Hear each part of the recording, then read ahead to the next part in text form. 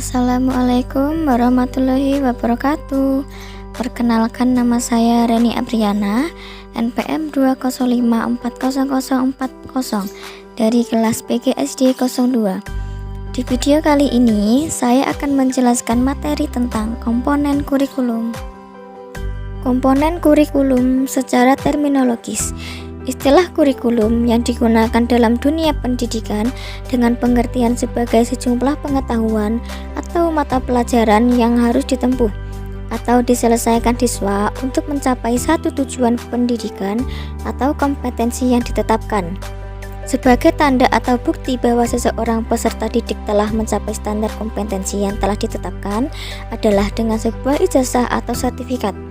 Menurut Glaton tahun 1987, mendefinisikan kurikulum ialah rencana-rencana itu dibuat untuk pembimbing dalam belajar di sekolah, biasanya meliputi dokumen, level secara umum, dan aktualisasi dari rencana-rencana itu di kelas, sebagai pengalaman murid yang telah dicatat dan ditulis oleh seorang ahli.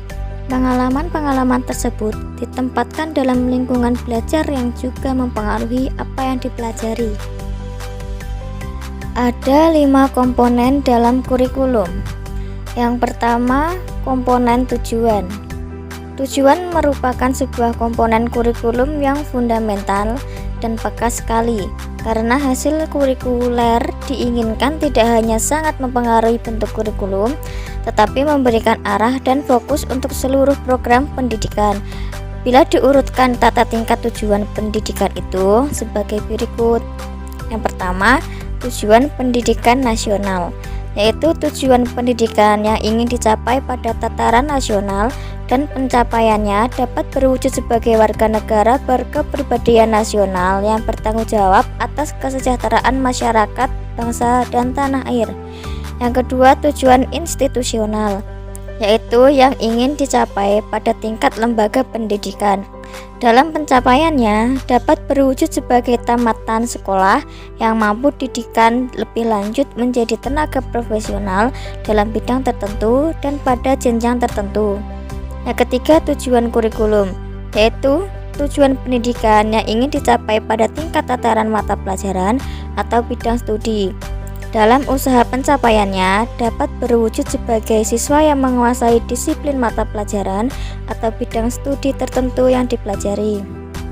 Yang keempat, tujuan instruksional, yaitu tujuan yang ingin dicapai pada tingkat tataran pengajaran yang dapat berwujud sebagai bentuk watak, kemampuan berpikir, dan berketerampilan teknologinya secara bertahap. Pada dasarnya, tujuan ini merupakan perincian lebih lanjut dan tujuan instruksional menjadi sub bidang studi sehingga menjadi tujuan kognitif, efektif, dan psikomotor. Komponen yang kedua adalah komponen materi atau pengalaman belajar. Hal yang merupakan fungsi khusus dari kurikulum pendidikan formal adalah memilih dan menyusun isi komponen kedua dari kurikulum supaya keinginan tujuan kurikulum dapat dicapai dengan cara paling efektif dan supaya pengetahuan paling penting yang diinginkan pada jalurnya dapat disajikan secara efektif. Menurut Zais nomor 322 tahun 1976. Selain itu, untuk mencapai tiap tujuan mengajar yang telah ditentukan diperlukan bahan ajaran. Menurut Taba tahun 1962 nomor 266. Isi atau materi kurikulum adalah semua pengetahuan, keterampilan, nilai-nilai, dan sikap yang terorganisasi dalam mata pelajaran atau bidang studi. Sedangkan pengalaman belajar dapat diartikan sebagai kegiatan belajar tentang atau belajar bagaimana disiplin berpikir dari suatu disiplin ilmu atau segala aktivitas siswa dalam berinteraksi dengan lingkungannya. Komponen yang ketiga adalah komponen organisasi. Perbedaan antara belajar di sekolah dan belajar dalam kehidupan adalah dalam hal perorganisasian secara formal di sekolah. Jika kurikulum merupakan suatu rencana untuk belajar, maka isi dan pengalaman belajar membutuhkan pengorganisasian sedemikian rupa sehingga berguna bagi tujuan-tujuan pendidikan. Menurut Tabat tahun 1962 nomor 290. Organisasi kurikulum yang dimaksud ialah tataran materi, baik yang berkenaan dengan bentuk bahan dan pelaksanaannya. Tatanan materi yang berkenaan dengan bentuk bahan atau struktur horizontal diatur dengan cara pemisahan mata pelajaran yang berdiri sendiri dan penyinggungan atau penghubungan antar bahan kurikulum dalam berbagai mata pelajaran. Komponen yang keempat adalah komponen evaluasi.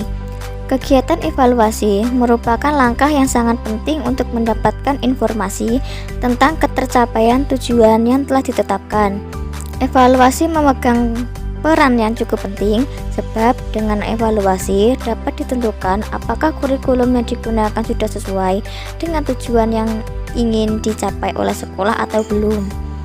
Dua fungsi evaluasi. Pertama, evaluasi digunakan untuk memperoleh data tentang ketercapaian tujuan oleh peserta didik. Dengan kata lain, bagaimana tingkat pencapaian tujuan atau tingkat penguasaan isi kurikulum oleh setiap siswa. Fungsi ini dinamakan sebagai fungsi sumatif. Fungsi yang kedua, untuk melihat efektivitas proses pembelajaran. Dengan kata lain, apakah program yang disusun telah dianggap sempurna atau perlu perbaikan. Fungsi ini kemudian dinamakan fungsi formatif. Komponen yang kelima adalah komponen alat dan sumber. Banyak alat maupun media yang tersedia bagi guru. Namun yang penting dalam merencanakan pengajaran dan mengimplementasikannya dalam pengajaran adalah bagaimana menggunakan alat-alat media pendidikan sebagai suatu sistem yang terintegrasi dalam pengajaran.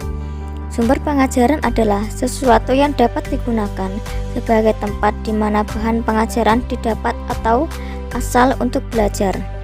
Dengan demikian, sumber belajar itu merupakan bahan atau materi untuk menempuh ilmu pengetahuan yang mengandung hal-hal baru bagi si pelajar. Nah, itu tadi sedikit penjelasan mengenai komponen kurikulum. Semoga bermanfaat. Sekian dan terima kasih. Wassalamualaikum warahmatullahi wabarakatuh.